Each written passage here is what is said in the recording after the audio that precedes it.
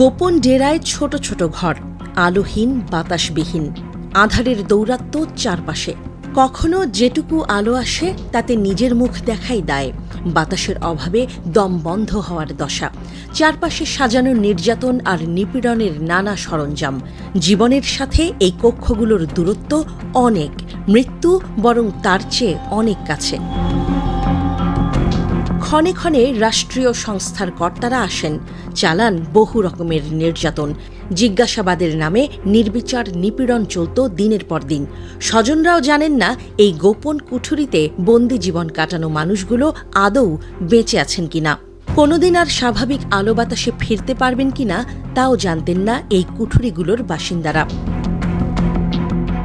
2024 সালের 5 অগস্টের পর এই নির্মম কুঠুরিগুলো সামনে আসে, যার আলংকারিক নাম আয়নাঘর।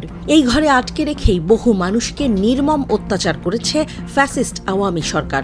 আয়নাহীন আয়নাঘরে এক একজন বন্দির জীবন ছিল দুর্বিষহ।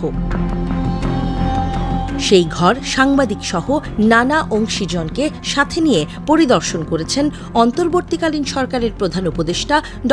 মোহাম্মদ ইউনূস। আয়নাঘরের অবসান হয়েছে 6 মাসের বেশি সময়, তবুও সেখানে এখনও দগদগে নির্যাতন আর নিপীড়নের দাগ। প্রধান উপদেষ্টার সঙ্গে থাকা ভারতীয় সাংবাদিক অর্ক দেব ছিলেন এই দলে। অর্ক ইনস্ক্রিপ্ট.মি এর সম্পাদক।